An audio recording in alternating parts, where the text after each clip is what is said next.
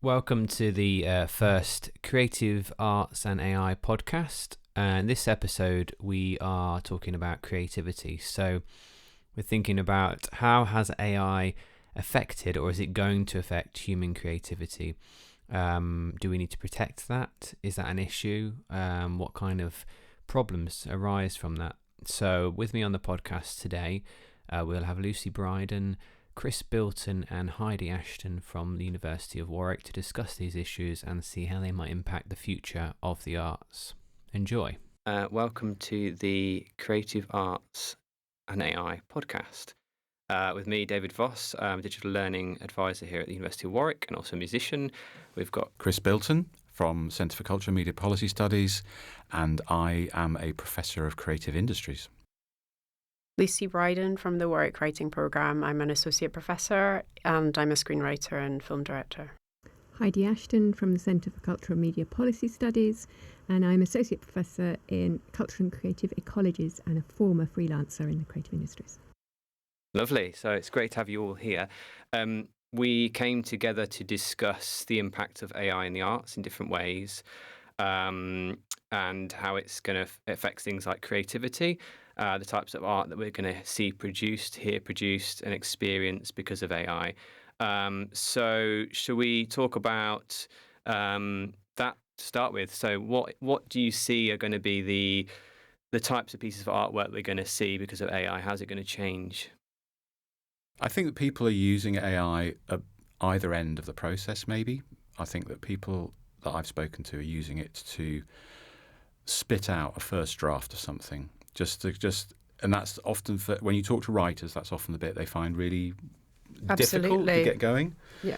So just to get that out, and then there's the kind of slightly airbrushed sort of smoothing out that people also use it for, which gets you into that. And neither of those produce very good stuff. That's my starter for 10. I don't think either in themselves are enough.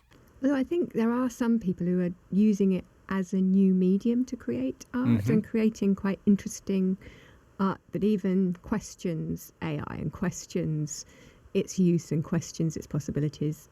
So I think, there are different, like you say, there's different levels, right, for using it, different ways of using it.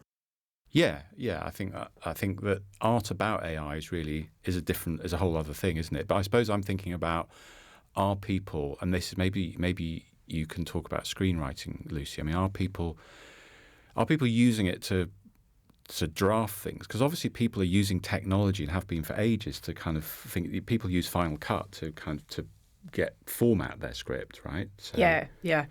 I would say absolutely. I think if you're feeling tentative about your idea and you want to explore things, AI can be a really useful way of just having ideas spat out for you, and then you can do some process of selecting and refining yourself. And I think that's probably what a lot of students I'm seeing are increasingly starting with that. I never do that. I'm pretty purist about it. Like, I like to just approach it like this is my idea, and I don't want to be. For me, creativity is about turning inside and looking at oneself. It's not about taking the sum of what's around you and creating an average. So I think that's the sort of two sides of it, really. But it depends. I mean, obviously, there's also different types of screenwriting. Say, you want to produce an episode of EastEnders, which, no offense to EastEnders, probably has some fairly generic story shape, beats to hit, and there's a huge amount of a back catalogue that you can therefore use to put into that sausage machine. That I can see very quickly being almost fully produced by an AI writer, because you've got so much to work with already, and it's such a prescribed type of creative output as a writer. But that is an issue, isn't it? I mean, that's the Hollywood. that is the basis of the whole Hollywood. The what do you call it? the blockbuster economy, the hit factory. Yeah, no, I'm talking about the when they went on strike. That was part of Yeah. the writers' strike, and it's part of Yeah. what, let's say, the Writers' Guild of Great Britain is setting out some guidelines in terms of what government should be doing and to protect copyright. We don't want to go too much into copyright, but obviously that comes up, and writers do need to be protected. I think it's interesting because there's two halves to that I'm hearing. There's like I'm being employed and there's a brief. So someone wants something a bit like this. They're going to tell me I want it a bit like something so that you know kind of the parameters of what they're looking for. Otherwise, you're going to produce something that doesn't match what they're after. So I did a lot of music for like hold music and background music and all those kind of things, which was pretty awful at the time. But it was always, we want it a bit like this, we want it a bit like that. And they'd give you quite a lot of specifics in what they wanted. So things like that, AI music would be brilliant at because it can just replicate whatever you're being asked for. But if you want something on the other end that's completely unique, that's different, that's going to be something we've not heard or seen before, then really I feel that to me still comes down the human route. It's got to come from somewhere that someone's imagined something different. But something I struggle with is that we're not completely immune from inspiration anyway. We can't block ourselves off completely from things we've seen and heard. Can I ask you, so if someone now asked you to create something in the style of sort of like this to these parameters, would you go to AI? No, because not. But that's because of where I sit with it at the minute, I think. So no, and I think, yeah, even within like original like electronic music, for example, which could sound very samey, I don't prefer not to use samples and sample packs because I prefer to make my own. So it sounds a little bit different. It sounds like it's got some personality, that it's something different. Otherwise, I think use the same kick drums and snare drums and things like that. It's going to sound like the last thing that came before it. And it is hard to escape that. You can write something and then think, oh my goodness, is that mine? Or did I rip that off? Or is that someone else's? And actually, it's not, but it can feel like it's close to something that's gone before. So it is hard to break away from that anyway.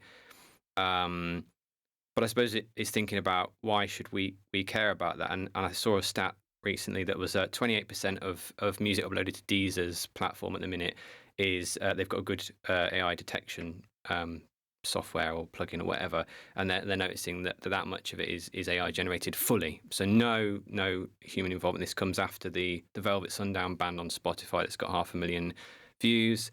And there's also a story of an artist who's now been signed to a label making completely generative AI music, and he says, I'm not musical at all, I've got no skill and no talent. Yeah. So Well, it's levelling the playing field. It's letting those untalented people make great music. I mean, I think that is, you care because you're a musician, but possibly somebody who's just trying to generate traffic on a streaming site doesn't really care. And one of the things that there's various versions of this statistic, but it's like it's a 50% drop in quality and an 80% increase in efficiency. So, or choose your stat. I mean, it's a made-up stat. It doesn't really matter. But you sacrifice quality in order to churn out more stuff. And you can press some buttons and generate 20 pieces of lift music, elevator music, if we're American, that sounds like Bach, and it will do that instantly.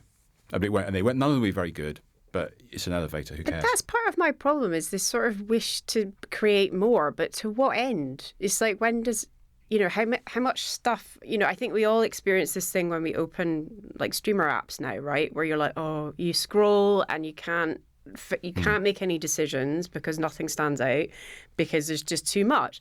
So what is the end game of just continuing to produce more? Not even very, I don't... Well, if your end game is simply to get people to spend more time scrolling, then actually having bad stuff where they never get what they want is good. So mulch is mulch for an algorithm that then steers people into various rabbit holes, but it doesn't really. It's not about the business model of technology companies is not about creating good content. They don't care. But I think as well there's another element of. So you were saying that this person's got this platform now and they're saying, I'm not talented, I'm just using it.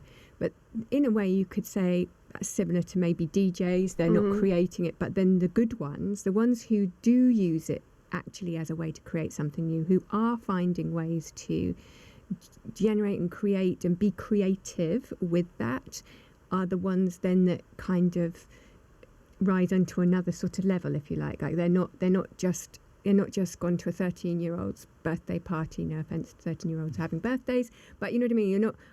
You're not just creating a playlist that you play with some nice lights. It's about creating something that's going to generate an atmosphere that people are going to have a visceral response to and feel, and engaging with that. And actually, the DJ becomes part of the human sort of comes into that element. And I'm just wondering if this is just another kind of extension or another medium through which that will happen.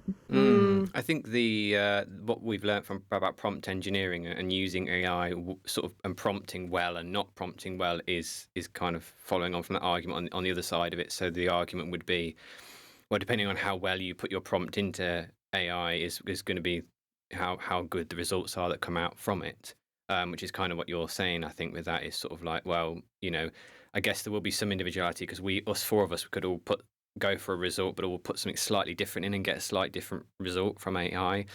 So there will be little differences in it. It's.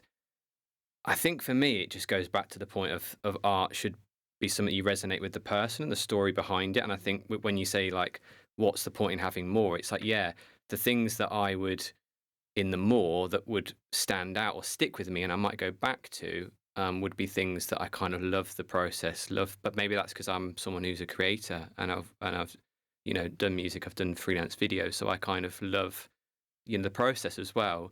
And like to your point, yeah, for the business, they don't care as long as they get something, don't they? Really to put in, and I think we've seen that with the YouTube generation. So when YouTube came about, quality in most cases I would say was lower than broadcast TV. Some people do it really well, but you heard a lot of the same background music and a lot of the same things used, the sort of visuals as well, and a lot of it was borrowed, so a lot was used again. But we've made loads more material, didn't we, when YouTube came out? So then we had to that things would become tiresome a bit quicker, I suppose. So maybe that's the argument for being able to make more. But should it be a machine making it, or should it be humans making it?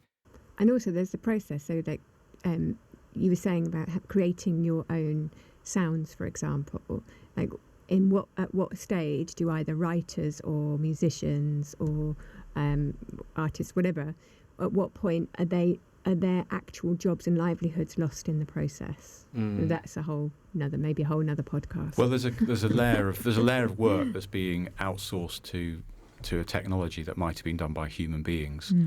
And maybe you think, well, actually that work wasn't really worth doing anyway. Like the people who draw the dots on Damien Hirst's dot paintings. How rewarding is that really? And wouldn't it be better if he got a machine to do that? What would the loss be? But then you're perhaps getting a bunch of people who get the opportunity to meet Damien Hirst and hang out and with other artists and talk about what they're doing and go into galleries.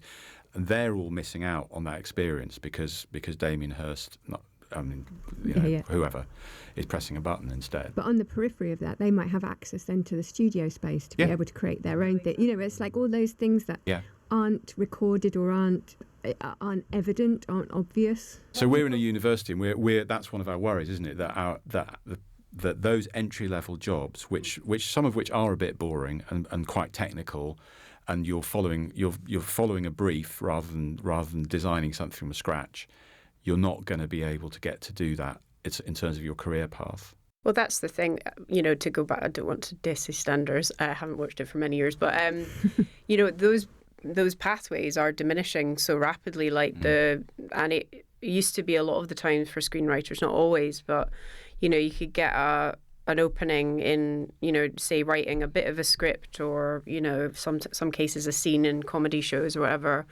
And that would be how you could get your foot in the door, and then you get given more work, and that is its own, but that's got to be a very organic process. And you just, I can't remember how many hours they say it takes to become an expert at something, but how you can't even get started if the machine 10,000 hours. If the machine is doing that entry level work, then there's not a human doing it, and then they're not going to progress. That's exactly what they're finding in the games industry. So I was talking to somebody, a producer, the other day, and they said, well, AI is very good at doing the job of a junior coder, but you need an expert coder to tell the AI to do the job of the junior coder. So if you don't hiring these people and giving them the opportunity to develop and learn and grow and gain more skill, then you come to a dead end at some point.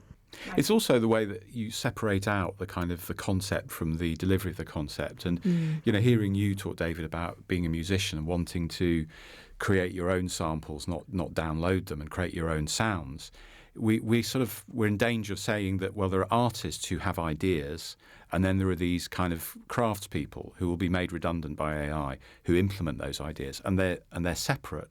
Whereas actually, the technique, the musical technique, learning how to play, could be seamlessly weaving into generating an idea for a piece of music. They're not necessarily separate. I mean, that's why people improvise and jam and see what happens. I think it's also one thing maybe we missed in that is the reward you get of the process you go through, the painstaking process of trying to get something that you want.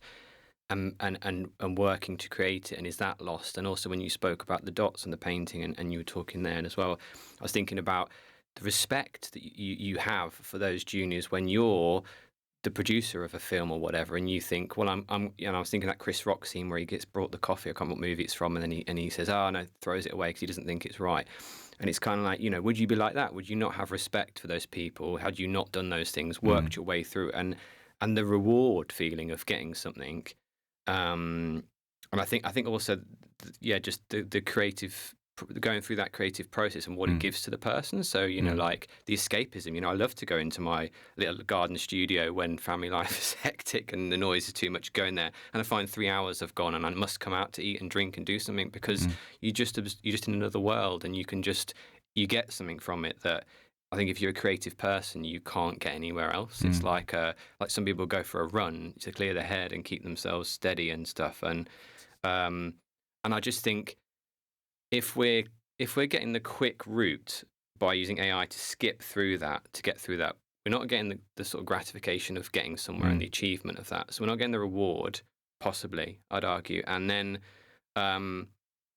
yes, it might mean that we can hold a normal job down 9 to 5 and still do our interests, our passions, because we've got more time, we've got less time to do it, and it's being done quicker. Because it takes a long time to make something, a film or a piece of art, whatever, doesn't it? So if we can do that, we're still able to do it and make complete pieces without it having to take as long as it did. So I guess that's why people would be attracted to it and drawn into using it. Oh, I can get around this quite quickly. I can get something out much more quickly. But for you, the whole point is you don't want to just get something done quickly. It's actually the struggle, the process. And, and struggle and suffering and all of those words we use around creation of art are important. And that's what gives it integrity and gives it meaning and value. And going back to, what is creative anyway? Creativity is not just new ideas, new things. They have to have value, they have to have meaning, they have to have purpose. And that is always going to be based around some kind of human experience, whether that is somebody's written a very clever prompt and is very good at picking out the stuff from AI that is meaningful, but more likely it's going to come from somebody who's making the work. But I think going as well through a creative process or through a learning process of learning that skill, of learning an instrument, then you're able to say what's good and what's not, or you're able to kind of analyze it, and because you've been through that creative process or that learning process of how to create something, what's lost is that whole skill level, because it's just there at press of a button. That isn't what it is. It's a whole learning process, a whole skill that's been kind of honed over years and years and years. And alongside that often gets forgotten is a whole community of people. So it's not just your skill. You've learned with other people, from other people, with other people, and so it gets kind of all condensed into this one thing that's pressing a button and you can just churn it out. But actually, behind the reality of really people doing it, the loss is more than just one person's skill or one person's job, or it's a whole kind of connected network of things. And it's building those cognitive skills that are like, as you said, like the micro decision making, or the making mistakes is so important, and seeing them through and seeing why a story doesn't work or why this scene doesn't need to be there. But you're not going to have those skills if you've just So how are you? Yeah, who's gonna? What's beyond that? I don't know. I think the critical reflection thing is really interesting, isn't it? That you have to in order to make those sort of judgments. I couldn't listen to a piece of music and work out why it's not working. I could just say this just doesn't. It's not really working. It's not very good. I've come up with something vague. But if I trained and if I knew how the music was made and I'd been involved in the technique and the craft, I would be able to say, well, actually, that's a very obvious pattern that you're using there, or that's actually that drum machine is being used to death, and that snare sound is not a very good sound. All of that detail comes from being immersed in the art world that you're talking about, Heidi. And I do think AI, steers us towards this very individualized idea of creativity, that it's one person and a machine, rather than the collective process of bouncing ideas around and learning off each other. I think the counter argument to that is that if you look at, say, I don't want to just talk about music because there's a whole world of arts that we want to cover here, but pop music for a long time has had to sort of fit into some quite basic rules to make it mainstream, so that it can resonate with a large audience, and so that fits well with kind of what AI is doing. It's continuing that, really, in a lot of ways. It's making those kind of things that most people are going to want to hear easier to produce. But the exciting bit is when the music is within a genre and it is within a predictable framework, and that's important. But it's stretching the boundaries of that a little bit. Even a kind of an action movie, a good action movie, will play with all those genre tropes, but will surprise you at a few points. There'll be a line, there'll be an image that's a bit different, and that's why you watch that rather than the things that I watch on the Legend 2 channel at 1 a.m. Which are just might as well have been churned out by a robot. But I think so. As you were talking, then it reminded me of Queen, right? Who didn't actually follow the line of pop music, but pushed it in all kinds of directions, towards opera, towards rock. Like they lengthened it. They wouldn't be bound, and that's what made them great, actually. And it's that that's what you would miss if everything was just. And it makes me think of what you said at the beginning about just having this average out of all the. Just a kind of a general average is this. Yeah. But that's not what we want, actually. As human beings, I don't think that's what we want either. I think that I was struck by that phrase when you said creating an average, because when you think about how AI gets trained, it's trained to produce a generic thing. Like when you do those recapture things, spot the motorbikes, spot the bicycles. It's trying to get you to always know what a bicycle looks like in any situation. That's a bicycle. You're coming up with a definitive version of bicycle, and that definition will fit every situation. So you decontextualize it and just come up with bicycle. Whereas if you ask an artist to say, make a film about a bicycle, tell a poem, do a song about a bicycle, then their whole mission would be trying to deviate from the expectation of what a bicycle looks like. They put a third wheel on it. They have a fish riding it or whatever to challenge. So there's a natural kind of tendency for AI to, because it wants to please. And we were talking before we started the podcast, we were talking about how polite AI is, and it always said, "Oh, I'm sorry," or "Would you like me to do this for you? Can I help?" It's always very obliging. Also says, "You're great." Yeah, that's great idea. That's a fantastic. Oh, you're doing so. This is brilliant. Yeah. But what if it wasn't? Tell me if it's not too. Okay, I've got a question for you guys. So off the back of that, which kind of tagged onto the end of what I was saying, but I didn't get there, which was, could we see a bunch of humans making art that is a bit too weird by trying to not be like the generative AI stuff that there's a threat of it coming out? So, could we see, theatre performances and things like that are just, people may not enjoy because it's so trying to push the boundaries and get away from things that it's actually uncomfortable? I think we already have that, don't we? We probably do. Yeah. We probably do. I've seen those shows. But will we see more of it? You produce them. Yeah. Will we see more of it, and will we see a kind of like safe, comfy, this makes me feel good because I'm absorbing it and it's kind of what I know, generative AI and maybe a bit generic human-made music, art, film, whatever, and then down this side just the weird and wacky, and because there's things I listen to and watch that are uncomfortable that they are, but I appreciate that they're an art form, and I like being unsettled by it maybe a little bit, but I'm not in the mood for it all the time. And sometimes I just want the kind of the easygoing, not very intense, doesn't make me think too much type of media to absorb. It's a spectrum, I think, isn't it? Like, and it goes back to the very beginning when we were talking about different ways it can be used in a process. So it might have been used somewhere in the process, and if it's probably used well during the process, you might not even notice unless it was intentional that you notice. I'm thinking of glitch art, like a kind of a where you actually use that medium to create something. So I think you might have, like the example that you gave about EastEnders.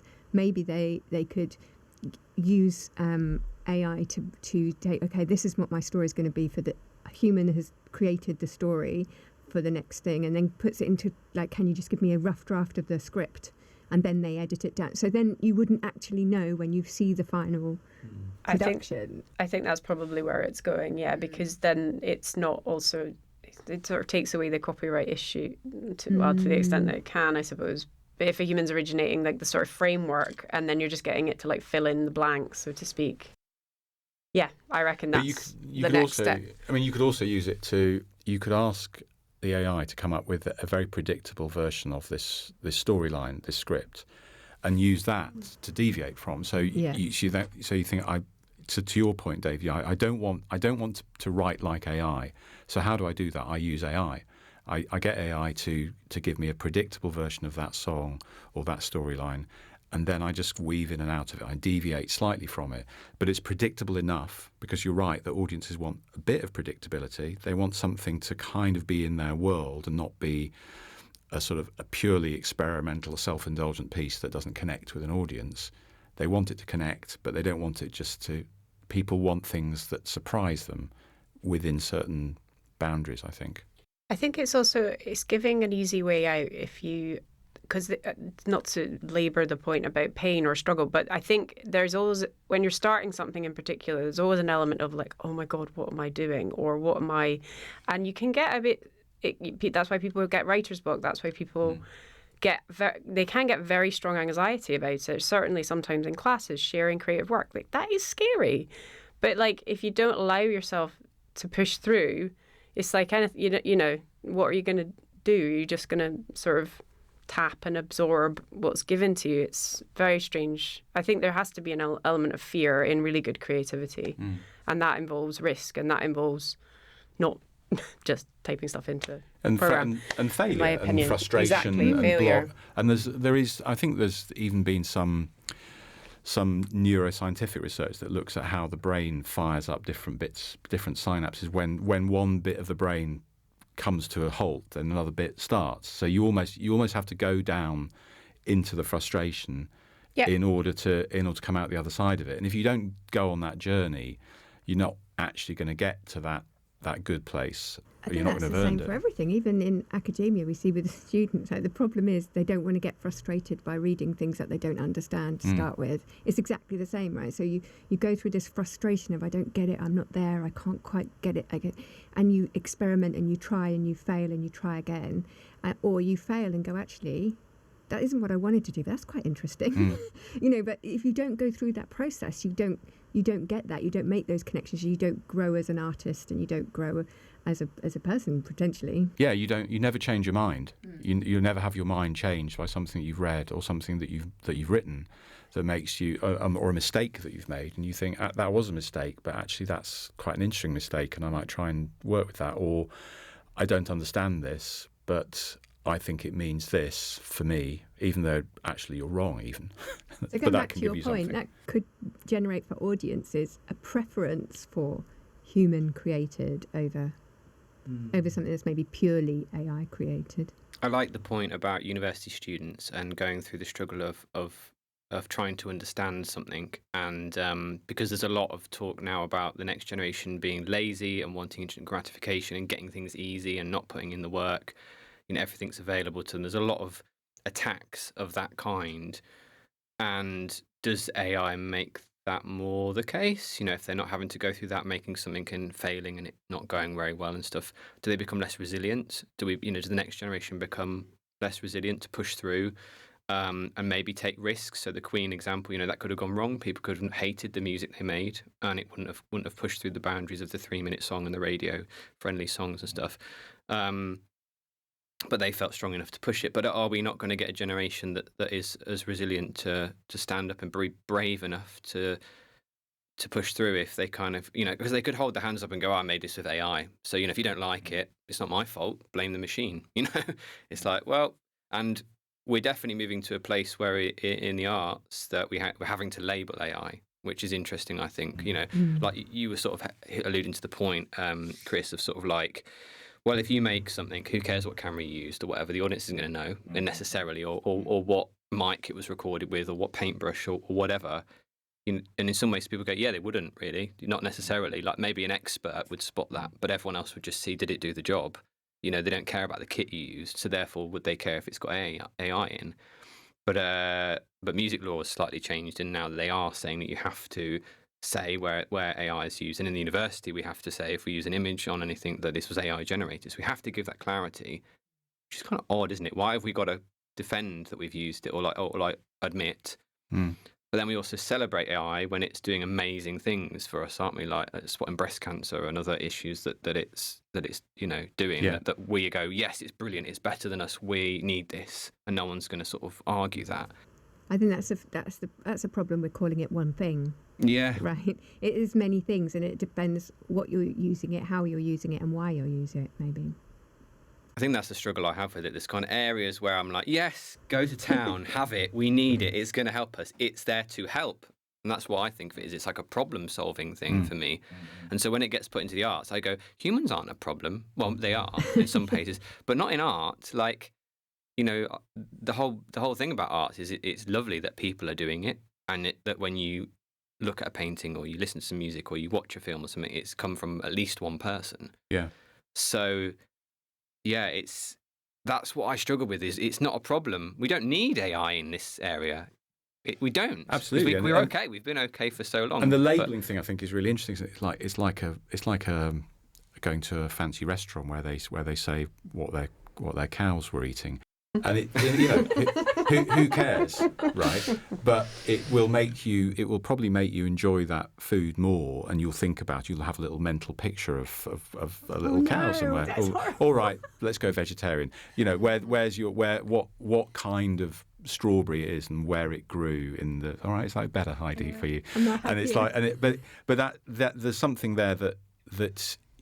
It's all part of that experience of the product. And you're right, I wouldn't recognise what type of camera, what type of drum machine.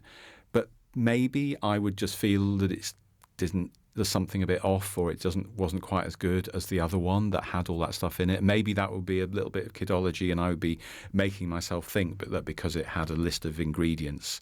But I think it probably would be more, it would have more meaning. Because especially if we're talking about a work of art rather than a meal, meaning is what is part. That's what it's all about. It has to mean something. And I would feel very cheated if I read the story that Sam Altman recently got OpenAI to write a short story, and everyone's saying, oh, it's quite good. It's got grief and it's got self-awareness and it's talking about pain, but you still know. That it's so a lie. you would feel duped if you read something thinking it was a human and then you discovered. I would be furious. There's also the PR aspect. So, if I'm thinking of the Dark Knight movie, the first one, which was shot on like large IMAX cameras, I believe, which were a pain to move and get into place and use, and it was a real headache. It was a nightmare, but they chose to use them because they wanted it to look a certain way. That draws people in, I think, knowing that they use certain equipment. Obviously, the sort of the people who are really interested in filmmaking. So you've got that niche group there as well, but other people who just find that interesting. What are you going to say if you said, oh, yeah, I've just typed it into a laptop?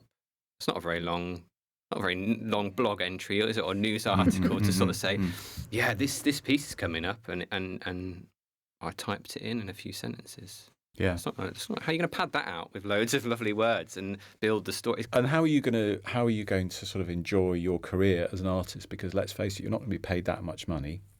So going back to your earlier point, David, about satisfaction and task fulfillment and flow states and all of those things, that without those kind of obstacles that you overcome, without those struggles, without that immersive in your 3 hours in your studio, without any of that, then if you can just say, write me a 3-minute pop song in the style of Bruno Mars and it'll come out and it'll be okay, that's no fun for you. And you're not really going to make a ton of money. You're not going to get any other satisfaction, because probably for anybody working, if you're listening to this and you're an artist, you don't need to tell you, you don't do it for the money. You don't do it for the money. So what are you doing it for? And if you're not getting that satisfaction, then what's the point? I would also say, I was thinking a bit about sort of how we were talking about AI being sort of derivative, but then I was sort of thinking how important there tends to be a sort of time in a certainly in my development as a writer, where I was unconsciously probably copying or imitating other writers because I was finding my own voice.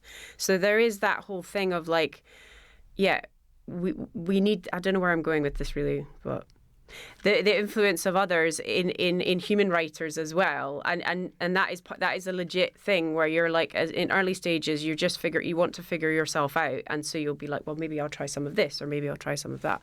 So I don't know. I don't really know. That was my the point early is argument for it, wasn't it? That's what humans do.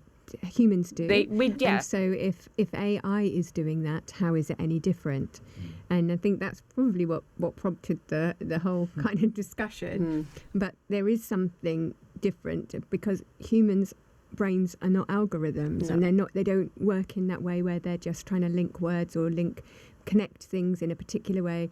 So I was listening to a BBC podcast, Radio 4, BBC Sounds, on the way up, and I was talking about a piece of artwork that had been created by two algorithms. One algorithm that went through and looked at all of the portraits, 18th century portraits of like dignitaries, and then created its own. And the second algorithm went in and see if it could spot it. And if it could spot it, it would send it back, and it had to recreate it. And then they ended up like selling it at Sotheby's for some ridiculous amount of money.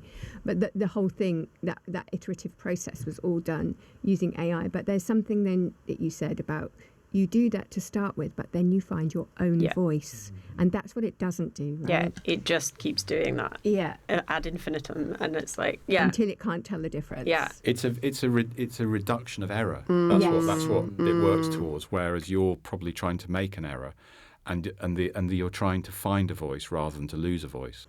Well, I was going to say that your thing there, Lucy, is made me think of heroes and inspiration as well. It's like, why would you want to go into it if you've not got that inspiration? And I think today's, I've got young children, and they're inspired by different people to what I was. They've got the YouTube people, the YouTube folk that do art or jokes, whatever they do, and that's their heroes, and that's okay, because it's they've got people to inspire them to go on and do something.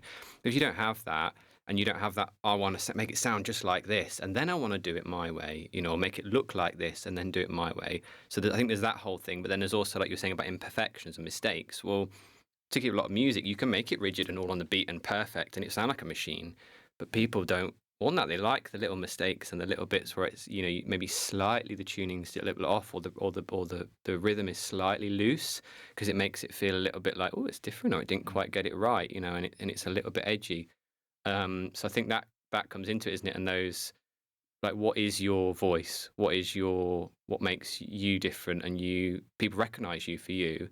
It's like people write books, isn't it? People go, read it because I like their style. I like the way that they write things and their stories, and they probably go back to that writer a lot more than they would others because it's their favourite for those reasons. But would you have favourites?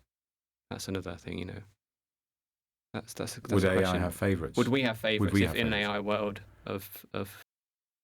Well, yeah, you could prompt it. You could program it to be like my 5 favourite singers and my 3 favourite novelists, and maybe throw in a couple of filmmakers as well, and then sing me a song. And then it's just creating an echo chamber of, like, I don't know, music. I don't know. That would be Just quite. blows I my think mind. I think Same as AI a would struggle podcast. with that. Lucy's face is a picture.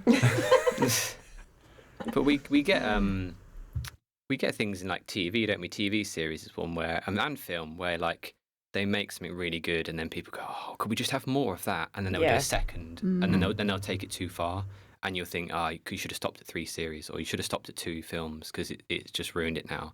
But it's the want for more of just like that, because that was really good. I want more of that. And that can't really be underestimated. Even when you're pitching projects, you do tend to bring in it's like, what if Mad Men met, Succession, something like that. You do tend to have to draw in the comparables when you're selling something. So yeah, just to your point, that's quite interesting. But if it was just Mad Men meets Succession, it wouldn't be very good. So you're finding a language. A lot of white men. Yeah. You're finding a way of pitching it, but you're not finding a way of writing it. And that would be you could get AI to do your pitches for you and say, what does this sound like? You make can you find the right buttons to press to make this executive to sign off on it, because they're going to see that it's a bit like that show that they've But the other already thing broadcast. is, you understand context and nuance. You understand conceptual kind of elements through that whole critical awareness and reflecting and thinking about it and developing and what worked in those scenes and what didn't work in those stories, and then adapting it and using it and using the element of surprise and playing with it and getting feedback from people and then doing another iteration of it. And so I think it would always be, the human version would always be different. I mean, whether people like it or not, it would always be different than Mad Men meets whatever the AI comes up with if you stick those prompts in. But those prompts are also a bit like when you watch a satire of the movie industry, like The Studio. That's the kind of thing that executives say. They say, "Can you make The Umbrellas of Cherbourg only with a psychopath in it?" And it's like, and it's just that. I think part of what what our discussion about AI and creativity is, we're sort of approaching this from the point of view of people who make art and also people who like listening to or engaging with art.